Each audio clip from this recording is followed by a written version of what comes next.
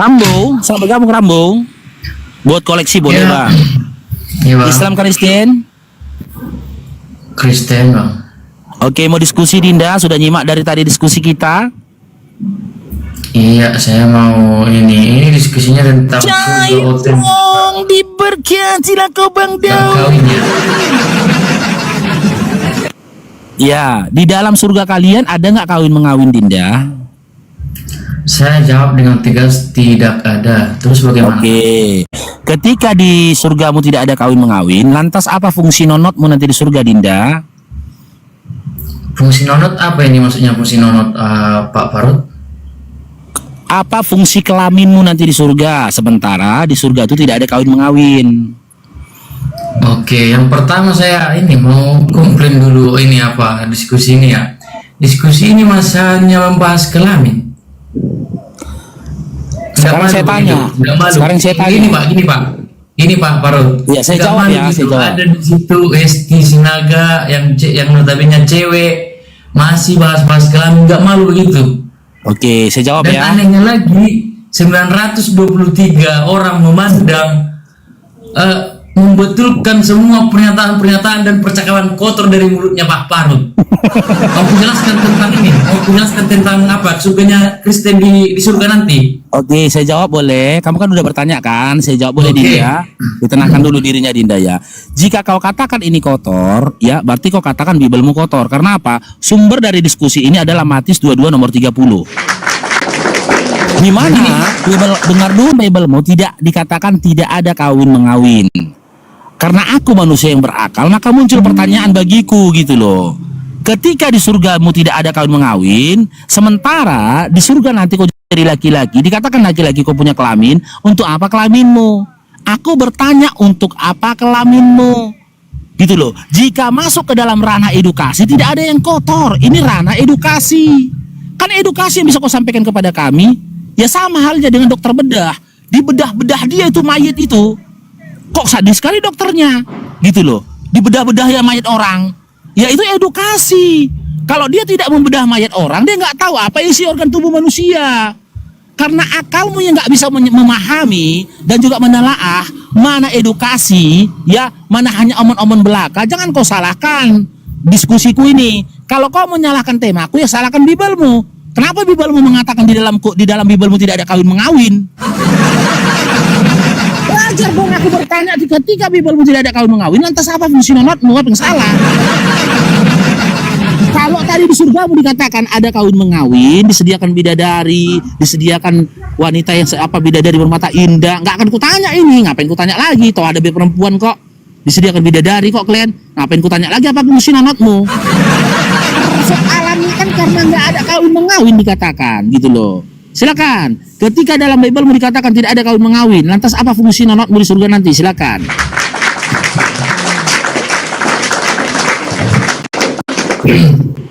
Oke, kalau dalam kepercayaan kami ya Kristen ya, ini sudah merana kepercayaan sih. Kami mempercaya bahwasanya ada surga.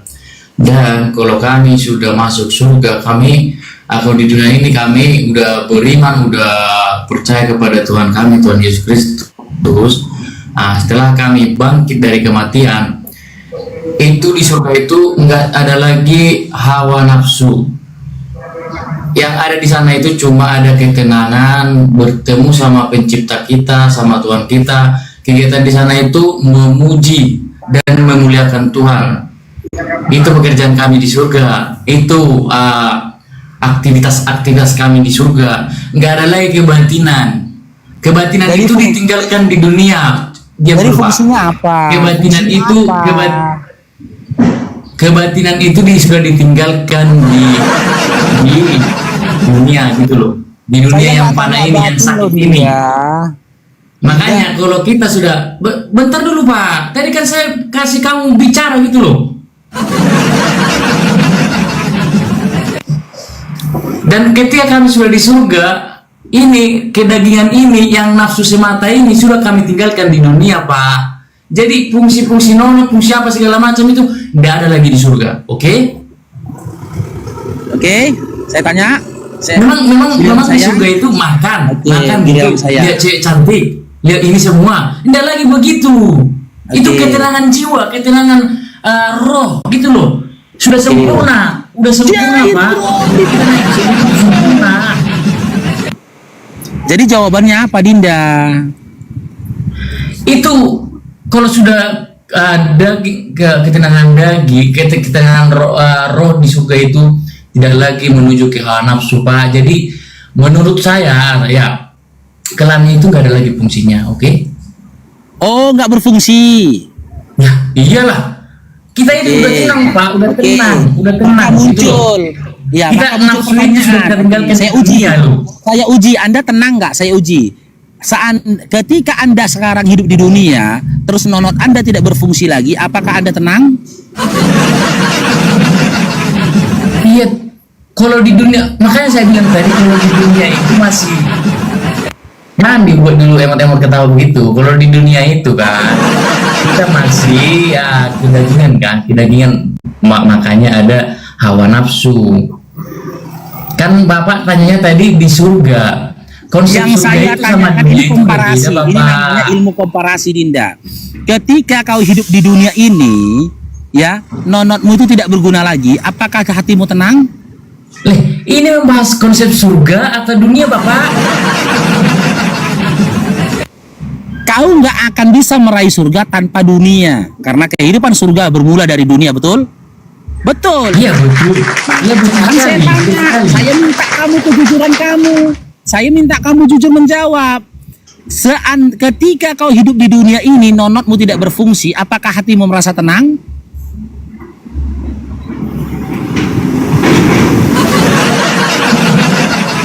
Tidak, saya bilang kan tidak. Makanya saya bilang di dunia itu di dunia semua ditinggalkan, Bapak. Ditinggalkan Sekarang semua. gini, saya ulangi lagi, Ditinggalkan di dunia loh. Ya, saya ulangi lagi. Ketika kamu hidup di dunia, nonotmu tidak berfungsi lagi, apakah hatimu merasa tenang? Mungkin kalau tidak ada hawa nafsu mungkin tenang, Pak. Simak Dinda, simak Dinda. Kalau kamu mau melihat manusia yang tidak memiliki hawa nafsu, pandang mayat. Mayat lah yang nggak punya hawa nafsu. Dengar dulu, dengar jangan dulu. standar ganda, Pak. Dengar dulu. Jangan standar ganda. Bukan standar ganda. Dengar dulu. Tidak memiliki hawa nafsu, hawa nafsu itu tidak bisa terlepas dari sifat manusia, dari jiwa manusia. Kau tidak akan dikatakan lagi manusia ketika kau tidak memiliki hawa nafsu. Kau tidak akan lagi dikatakan hidup ketika kau tidak memiliki hawa nafsu. Munafik kau katakan kau memiliki hawa nafsu sementara kau masih hidup. Gitu loh. Bukti nyata, sosok manusia yang tidak punya hawa nafsu itu mayat. Karena sudah diangkat hawa nafsu dari diri dia. Kau bisa uji mayat itu. Makanan apapun kau tunjukkan ke dia, dia nggak akan semau, bro, nggak bergerak itu. Perempuan secantik apapun telanjang kau tunjukkan depan dia, dia nggak akan bergerak itu. Kalau kau mengatakan tidak ada hawa nafsu nanti di surga nanti, berarti kau hidup di dunia tak lebih dari mayat. Tak lebih dari mayat, gitu loh. Yang saya tanyakan ini adalah komparasi. Jika memang kau di surga bisa merasa tenang ketika nonotmu tidak berfungsi, yakinkah kau bisa hidup, bisa memiliki hati yang tenang ketika nonotmu tidak berfungsi di dunia? Jawab. Jawab. Makanya kalian kalau ditanya hanya kemunafikan yang bisa kalian kasih jawaban. Silakan. Apakah hatimu bisa merasa tenang ketika nonotmu tidak berfungsi di dunia?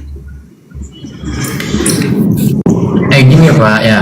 Kalau anda belum, kalau anda tidak memisahkan antara surga dan duniawi, berarti jangan buat ini topiknya ini seperti ini Pak.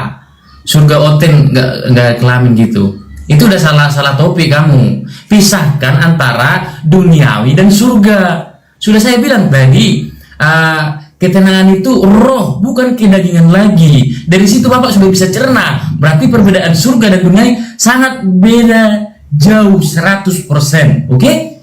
Oke. Dari mana Anda tahu ketenangan itu adalah roh? Sementara Anda sendiri tidak bisa menyaksikan roh Anda. Bagaimana Anda gini Pak, dengar dulu. Bagaimana Anda bisa mengetahui ketenangan itu adalah roh sementara Anda hidup dengan daging Anda? dengan jasad Anda.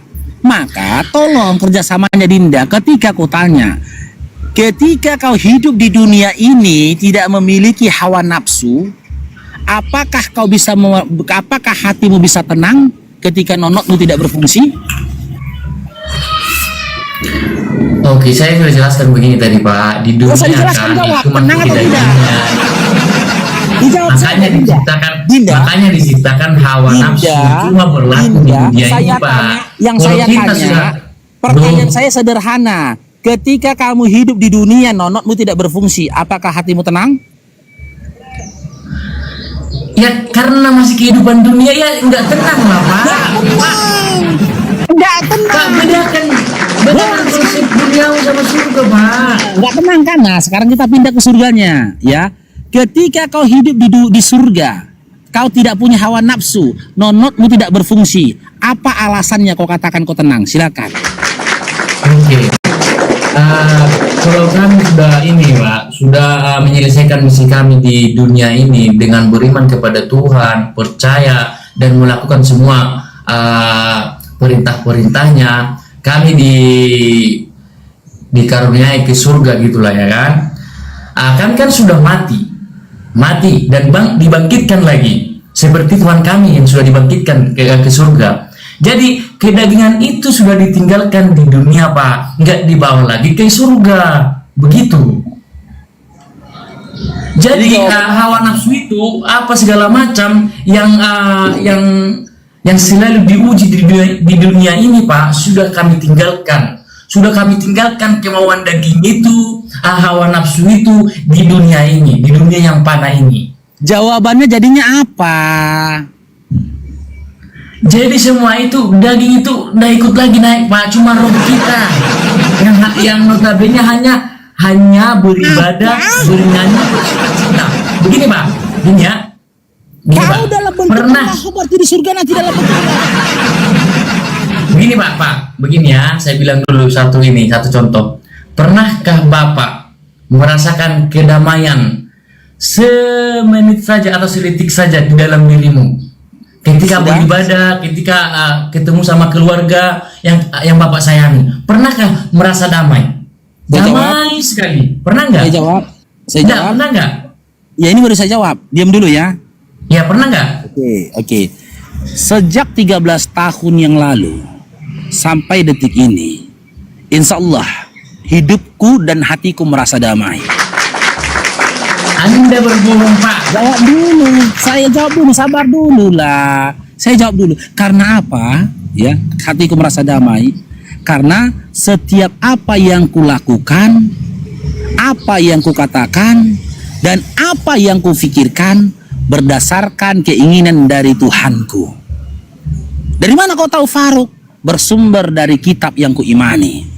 Sementara ketika aku di Kristen dulu, aku nggak pernah merasakan damai. Karena apa? Karena aku tahu sosok yang kusembah tidak mengenal aku. Peribadatan yang kulakukan karangan manusia. Sementara dalam Markus 7 nomor 7 dikatakan, percuma kau beribadah kepadaku, sementara pengajaran yang kau sampaikan berasal dari manusia. Bahkan sosok yang disembah pun antah berantah. Entah siapa yang disembah. Gak jelas siapa yang disembah. Karena apa? Karena sosok itu tidak pernah menyatakan dirinya sesembahan itu sendiri. Yang kedua, kenapa aku merasa tenang? Karena ada hukum. Ada hukum, ada aturan di mana aku hidup di dalam koridor hukum dan juga aturan itu. Ketika aku di dalam Islam. Islam itu adalah din, ya, di mana din itu ya berdiri tegak atas dua hukum. Al-Quran dan juga hadis. Dari aku bangun pagi sampai aku tidur kembali, aku hidup di dalam koridor ketentuan dari Tuhanku yang dikehendaki oleh Tuhanku. Kenapa? Ada aturan.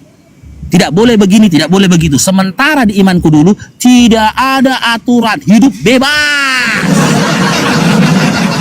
Makan sesuka-sukanya, minum suka-sukanya, beribadah suka-sukanya. Nggak sempat pagi sore, nggak sempat sore, nggak sempat pagi siang, nggak sempat siang sore, nggak sempat sore malam. Lebih parahnya lagi urusan kawin pun nggak ada aturannya. Tidak ada aturan tentang sakramen kawin. Apa sakramen itu ditentukan oleh Tuhan dalam Kristen kawin? Apa aturan kawin apa aturan ritual kawin dalam iman Kristen? Gak ada disampaikan di dalam Bible. Siapa yang tidak boleh dikawini? Siapa yang boleh dikawini? Adakah Yesus menyampaikan ajaran itu? Tidak ada. Selain dari kitab Taurat yang kalian kaji, yaitu kitab Imamat. Sementara di dalam kitab Lukas 21 di dalam kitab Galatia 2 nomor 21 jelas dikatakan, jika kamu menganggap ada sedikit kebenaran di dalam Taurat, maka sia-sia kematian Kristus atas dirimu. Galatia 5 nomor 4, jika kamu menganggap Taurat kebenaran, maka kamu lepas dari kasih karunia Kristus. Karena Taurat sudah tidak berlaku lagi, Efesus 2 nomor 15. Maka hidup manusia bebas hanya berdasarkan doktrin dan juga dogma kasih belaka. Bagaimana orang bisa hidup tenang kalau tidak punya aturan? Aturan itulah yang bisa menenangkan. Aturan itulah yang bisa menjadi jaminan. Manusia yang satu dengan manusia yang lainnya tidak saling mendolimi. Sementara di imanku dulu aku tidak punya aturan. Makanya kalian teman-teman Oten, kalian tidak pernah merasakan ketenangan dalam hidup kalian.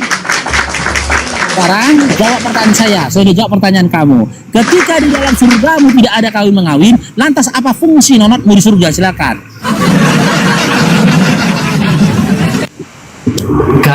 Kalau itu Pak, sudah saya jawab tadi, tidak ada lagi kebatinan di dalam surga, saya bilang begitu. Nah, yang saya ini pernyataan. Ntar dulu. Tadi Bapak bilang nggak ada melandasan hukum. Kok Bapak pintar sekali untuk bohong ya? Oke. Sekarang saya kasih Anda tantangan. Sebut satu ayat di dalam Bible di mana Yesus melarang Anda menikahi mama kandung Anda. Silakan. Mama kandung?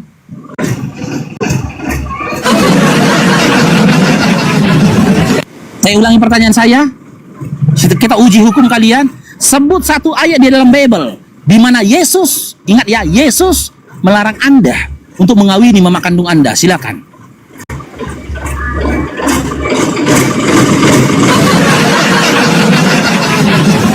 Berat saudara-saudara, berat. Memang nggak ada. Hah? Memang ada.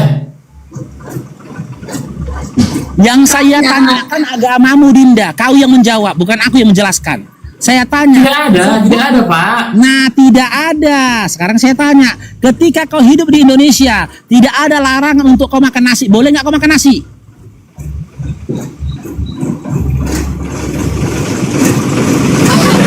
Boleh. Hah? Nggak usah Boleh, begitu kan? Pak. Boleh. Logika aja lah, logika. Itu kalau misalnya Pak, kamu sudah Pak. akui, dengar dulu Dengar dulu. narasiku, setelah itu Anda. Ketika Anda sudah akui tidak ada larangan dalam Bible dari Yesus untuk kau kawini mama kandungmu, boleh nggak kau mengawini mama kandungmu? Gini dulu Pak. Kalau sekilas gini ya, dengar dulu. Bagaimana kau yakin hidupmu tenang sementara kau tidak dilarang ngawinin mama kandungmu? Bagaimana mama kandungmu merasa tenang suatu saat nanti kau nggak akan mengawini dia sementara tidak ada larangan dalam imanmu untuk mengawini mama kandungmu? Nggak akan tenang. Para mama di iman kalian nggak akan tenang hidupnya. Ada rasa was-was pasti dalam hatinya. Aku takut nanti anakku mengawini aku. Karena apa? Karena nggak ada larangan dalam imanmu. Gak mungkin tenang. Gak akan pernah kalian hidup tenang ketika kalian masih berada pada sebuah agama yang kalian katakan agama dan kalian bertuhan, sementara kalian tidak punya aturan. Kalau kita kaji lebih dalam lagi, lebih berserak lagi. Silakan. Begini Pak ya. Kalau hanya cuma mengawin, cuma itu aja Bapak bahas tadi. Suku Batak lebih sempurna daripada agama Islam. Kalau sekedar hanya perkawinan saja, lebih sempurna suku Batak dari ajaran-ajaran si Mamat atau Islam. Serius. Oke, sekarang saya tanya. Lebih sempurna suku Batak. Sekarang saya tanya. Aturan dan adat istiadat di dalam suku Batak itu buatan manusia bukan? Gini loh. aturan adat istiadat Nah, di dalam ini suku saya tanya. Batak. Saya tanya, Pak. Dengar dulu Dinda. Saya tanya dulu Dinda. ini. Dinda. Saya tanya dulu ini. Aturan, dengar dulu Dinda. Aturan adat istiadat dalam suku Batak itu aturannya buatan manusia bukan? Itu buatan manusia, betul. Manusia, Saya akui cukup, buatan manusia. Tapi Cukup, manusia. Ini, Pak, saya belum selesai jawab. Jangan kayak gitu kamu berdebat. Loh, udah cukup Dinda, manusia, cukup ya. Sekarang saya tanya, mana lebih tinggi, hukum Tuhan atau hukum manusia? Hukum manusia itu diambil dari kitab. Jika Itu hukum berpatokan dari manusia, situ. jika Apa? hukum, dengar dulu, jika hukum manusia diambil dari kitab, di dalam apa adat istiadat Batak tidak boleh mengawini itonya. Sekarang saya tanya, sebut satu ayat dalam Biblemu di mana seorang adik, di mana Yesus melarang seorang adik mengawini kakak kandungnya. Silakan. Jika Makanya kau bilang saya bilang- mengambil dari kitab, silakan. Di mana? Ini loh, Pak, makanya saya bilang tadi kalau hanya perkawinan lebih sempurna suku Batak daripada agama Islam. Bapak akui enggak itu? Bapak akui enggak? Sedangkan di dalam Islam bisa mengawini putri dari saudara kita, putri ini semua bisa dikawinin, Pak. Saya ada ayatnya. Cuma saya enggak tekuni seperti perdebatan seperti ini yang bisa kontroversial. Kalau saya tunjukkan itu sama Bapak, malu kamu sebagai Muslim. Oke. Malu sekali kamu. Dan ini, Oke. dan ini ya. Enggak lah, Ini. enggak. Bagaimana saya bisa malu dari narasi pembohong? Aduh pembohong. Narasi kau aja nggak ada datanya tadi Dinda, dengar ya. Yang harus Mau saya tunjukin, dengar dulu Dinda. Al-Quran, Ya, silakan. Al-Quran bisa mengawini Silakan. itonya apa yang segala Silakan, macam. silakan Mau saya Dinda, tunjukin? silakan. Iya, tunjukkan Dinda. Ya. Tunjuk satu ayat dalam Quran di mana kami dibolehkan menikahi adik kandung kami, abang kandung kami, mama kandung kami, mama menyusui kami, bapak kami, paman kami, sebut di mana?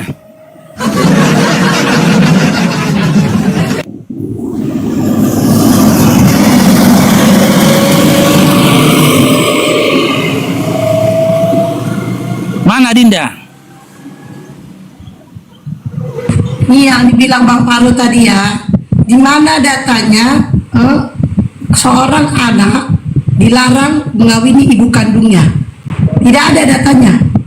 Di dalam bilangan ya, di dalam kejadian 19 nomor 30 sampai 38, Nabi Lot tidur bersama kedua putrinya hingga hamil. Itu Alkitab kalian, itu Bibel kalian, itu Biblos kalian. Sementara di dalam Al-Quran kami, bahkan di dalam hadis tidak ada mengkisahkan seorang nabi meniduri atau tidur bersama kedua putrinya. Tapi di dalam Bible kalian, seorang nabi tidur ya bersama kedua putrinya hingga hamil. Nah, bukankah itu bapak kandung dan anak kandung? Nah, seorang bapak, seorang anak meniduri bapak kandungnya sendiri, hingga dia hamil. Ini ajaran apa ini? Coba di dalam Al-Quran kami ada nggak kayak gitu? Oke, Esti Naga. Mana datanya? Esti Naga. Enggak merasa bodoh kah kamu bilang begitu? Oh, silakan baca. Kejadian kamu bodoh sekali, serius. Baca kejadian 19 nomor 31 sampai 38. Baca. Putrinya meniduri Nabi Lot. Baca dulu. Baca. Kejadian 19. Baca. Kamu sudah berdusta kamu.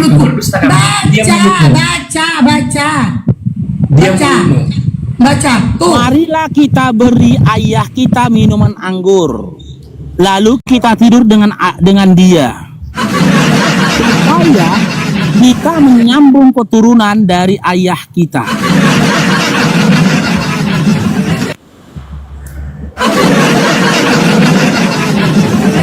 Ini lagi, nih Makan itu. solusi. Tapi Ini lagi Dinda Rambo. Ini solusi lagi bagi istri yang ditinggal sama suaminya jauh. Ini solusi bagi seorang istri yang ditinggal sama suaminya merantau. Nih, solusinya apa? Aku sudah menyiapkan tempat tidur dengan kain yang indah berwarna-warni dari Mesir. Amsal 7 16 sampai 20 kita baca ya. Iya Pak. Mengharumkannya dengan Pak Harun, gaharu ini dan Pak, kayu saya udah manis. baca semua itu Pak. Mari kita Saya mau menjelaskan bercinta bagaimana dibeli sampai sama Al-Quran. puas hingga Ya. pagi dan bersenang-senang menikmati birahi karena suamiku tidak ada di rumah. Dia tidak akan pulang sebelum akhir bulan karena dia membawa sangat banyak uang untuk mengurus sesuatu di tempat yang jauh. Bagaimana Dinda? Iya Pak, saya mau tanggapi ya Pak ya. Perbedaan Al-Quran sama Data tadi Alkitab mana? Pak.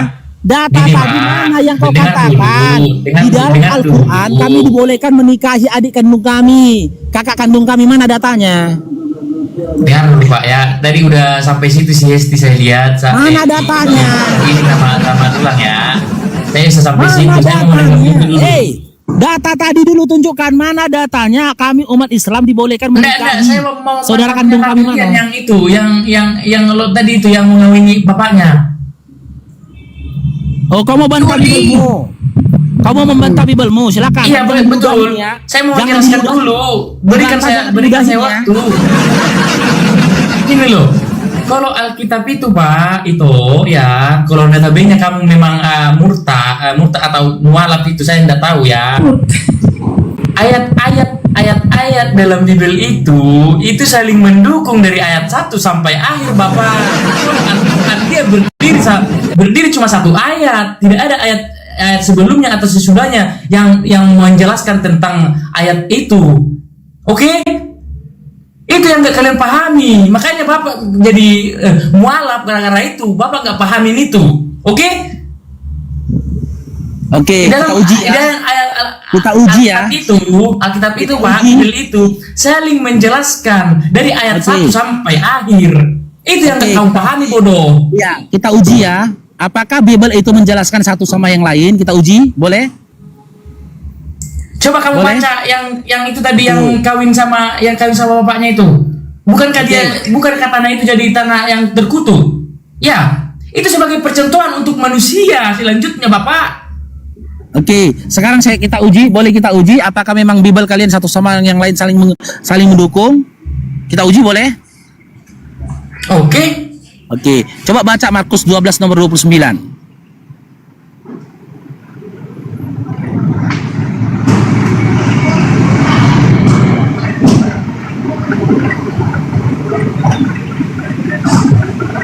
Baca. Karena wahai orang Israel, hukum yang pertama ialah Tuhan Allah itu aja pun dia gak tahu. Tuhan Allah kita, Tuhan itu Esa. Nah, Markus 12:29 dikatakan Yesus, Tuhan Allah kita, Tuhan itu Esa. Sebut satu ayat, satu tulisan dari tulisan-tulisannya Paulus mengatakan Tuhan Allah itu Esa. Kabur itu kan? Kabur!